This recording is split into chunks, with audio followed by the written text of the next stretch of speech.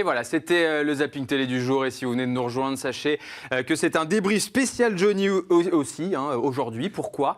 C'est la question surtout que je voulais vous poser. Pourquoi on parle de Johnny encore? Vous allez me dire, eh bien parce que depuis l'annonce de Laetitia Hallyday, et j'y viens, qui renonce à faire appel de la décision du tribunal de Nanterre, qui s'était, je vous le rappelle, reconnu compétent pour juger cette affaire d'héritage, eh bien il y a une pluie d'infos. On ne parle que de Johnny à nouveau, c'est reparti. Et exemple, hier matin, chez Jean-Marc Morandini, où Roland Pérez, qui est l'avocat de Sylvie Vartan, a fait une étonnante révélation concernant le testament de Johnny. Regardez.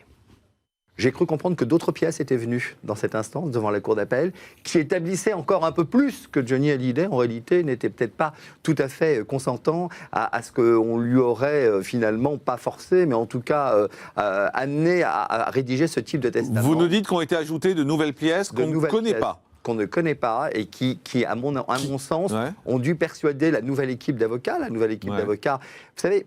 Et attendez, parce que c'est important ce que vous dites. Et ces pièces montreraient que Johnny Hallyday n'était pas totalement consentant quand il a signé ses testaments? En tout cas, on lui a un peu forcé la main? Alors, je ne sais pas s'il n'était pas consentant. Ce qui était certain, en revanche, c'est qu'il a toujours voulu laisser à ses enfants et à ses aînés une part de sa succession. Et c'est en tout cas ce qu'il avait exprimé plusieurs années auparavant.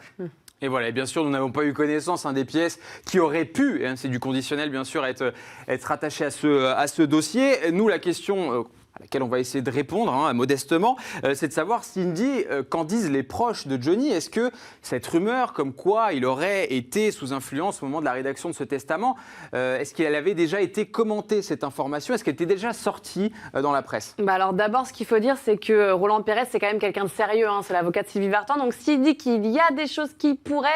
c'est que peut-être, en effet, il y a des choses qui pourraient... On rappelle que Sylvie Vartan, c'est la maman de David Hallyday. Oui, c'est ça aussi bien qu'il faut préciser. L'ex-femme de Johnny. Donc c'est juste, moi je trouve un peu étonnant que ça sorte seulement maintenant et qu'on n'en ait pas parlé avant, mais bon, écoutez, on verra. Ensuite, je crois que tout le monde est d'accord pour dire que le chanteur Johnny Hallyday a été plus un père pour Jade et Joy que pour Laura et surtout pour David. Ça a souvent été assez tendu entre eux.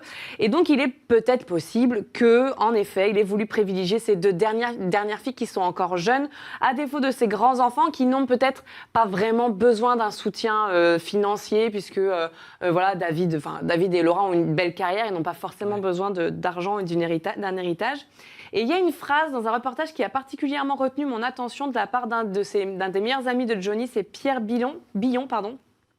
Il a dit « Johnny, il prenait toutes ses décisions seul et il s'arrangeait pour que ce soit son entourage qui en prenne la responsabilité. » Donc je crois que là, ça illustre complètement ce qu'on est en train de vivre.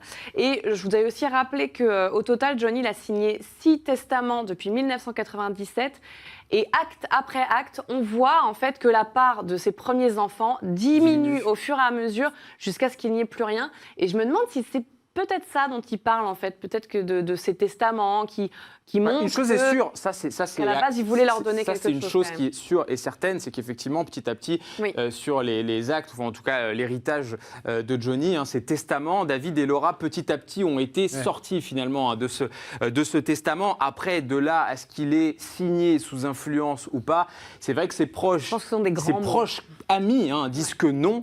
Donc on attend de voir en tout cas ce que sont ces pièces, si Roland Pérez bien sûr dit vrai. Et encore une fois, on ne remet pas en cause bien sûr ce qu'il a dit chez Jean-Marc Morandini, puisqu'il est assez proche de David et Laura, du clan en tout cas qui est opposé à Laetitia Hallyday. L'autre question, et puisqu'on parle de Laetitia Hallyday, c'est de savoir, avec toute cette affaire, est-ce que Laetitia Hallyday peut redorer son image auprès notamment de l'opinion publique, puisqu'on le sait, son image n'est pas très positive. Eh bien, on a posé la question à Catherine Ivaninchenko, elle est rédactrice en chef adjointe chez Voici. On l'a joint ce matin par téléphone et écoutez, pour elle, tout est encore possible. Prenant aujourd'hui la décision de négocier, de vouloir, comme elle le dit, la paix avec ses beaux-enfants, Laura Smet et David Hallyday, Laetitia peut aussi potentiellement changer son image. En tous les cas, il serait préférable pour elle dans la mesure où depuis 1 an et demi aujourd'hui, elle a une image qui a été sacrément abîmée et elle n'a pas été épargnée par toutes les critiques.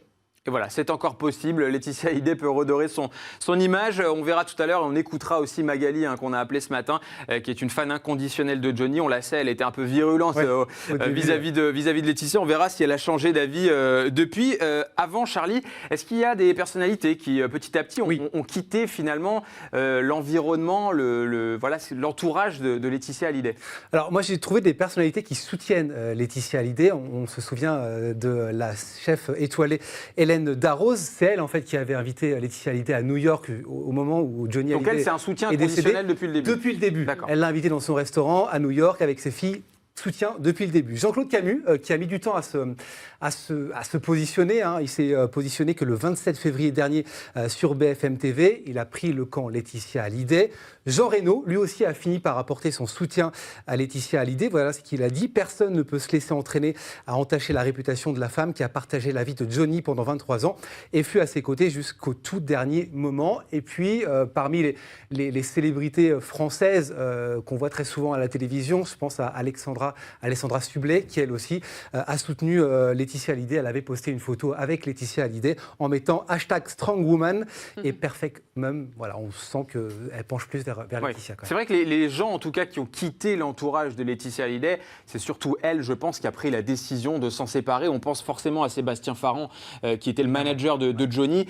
S'il a quitté cet entourage, a priori, et encore une fois, on ne sait pas quelle est la relation entre les deux, mais s'il a quitté cet entourage, c'est une décision, a priori, de Laetitia Hallyday. Idem pour les avocats, puisqu'on le rappelle, elle a changé d'avocat. Alors, du côté des fans, puisqu'on s'est posé aussi cette question ce matin, que pense-t-il de cette main tendue de Laetitia Hallyday à Laura et David? Eh bien, je vous propose d'écouter Magali. Alors, depuis le début, elle n'est pas tendre avec la veuve du rocker. Alors, est-ce qu'elle a été convaincue finalement par ce retournement de situation?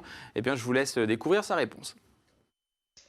Laetitia faire une main tendue, non mais c'est pas possible, c'est juste inimaginable. Elle essaie juste d'amadouer son monde, de faire une fois de plus sa pleureuse.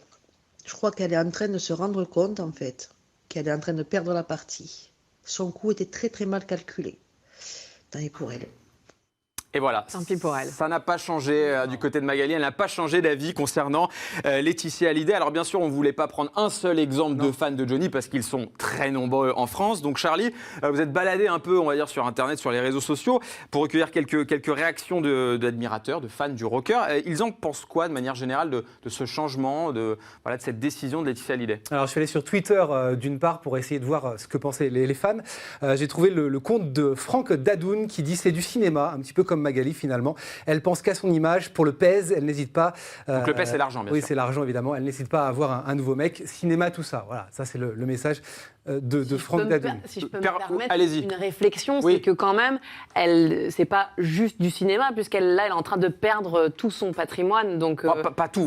non, mais enfin, non, pas tout. elle perd quand même une sacrée partie, 50% de la chose. Oui. Donc c'est pas juste un petit message pour redorer son image. Non, mais encore une fois, et vraiment, je vais reprendre les propos tout à l'heure de Ismaël Benaïssi qui nous a dit encore une fois, aujourd'hui je pense qu'il est vraiment trop tôt pour parler de ce qu'elle a perdu, gagné ou pas gagné. On n'a toujours pas fait les calculs, si vous voulez. Mais c'est pas juste un message sur Instagram qui va faire redorer son image. Ce qui est important, c'est que là, la question qu'on se pose, c'est de savoir, est-ce que les gens, ils se sont dit, tiens, finalement, on a peut-être changé d'avis sur Laetitia, on va lui laisser une seconde chance, c'est ça? Est-ce qu'ils lui laissent une seconde chance ou les pas? pro-David, les pro-Laura, c'est clair que l'opinion ne change pas. On le voit sur Twitter. Quand on va sur le compte Instagram de Laetitia Hallyday, évidemment, elle a plein donc elle a encore des soutiens. Elle a des soutiens. Aussi, je vous ai trouvé quelques commentaires à la photo Instagram de Laetitia. Vous avez sûrement raison, chère Laetitia, mais du coup, les dernières volontés de Johnny ne seront pas respectées. Quoi qu'il en soit, je vous souhaite du bonheur à venir, enfin de la sérénité. Ou encore un autre commentaire de Gagatita. Voilà, bravo madame, rien ni personne ne vous enlèvera ce que vous avez vécu avec votre homme. Voilà, ce qu'il faut retenir, c'est qu'en fait, ceux qui sont du côté de Laura et David restent du côté de Laura et David, et ceux qui restent, et qui étaient du côté de Laetitia ne changent pas d'avis. C'est ça, en fait. Il n'y a pas de réel changement. En tout cas. Voilà, même si la guerre des clans commence à prendre fin, en tout cas, on l'espère pour eux. Cindy, ça sera la dernière question d'ailleurs. Est-ce qu'on peut imaginer que Laetitia Hallyday joue un double jeu, que tout ça, finalement, ça soit de la stratégie? C'est vrai qu'on a déjà vu des rencontres entre avocats par le passé. Est-ce qu'on peut se dire que là, c'est une énième rencontre qui va finalement aboutir à rien? Alors, c'est vrai vrai qu'on a cru plusieurs fois que la paix était là. Il y a eu la rencontre avec les avocats plusieurs fois. Il y a eu des essais de rapprochement de part et d'autre, mais ça ne durait jamais très longtemps. Il y avait tout de suite un démenti qui disait non, il n'y a pas du tout de rencontre, il ne se passe rien du tout.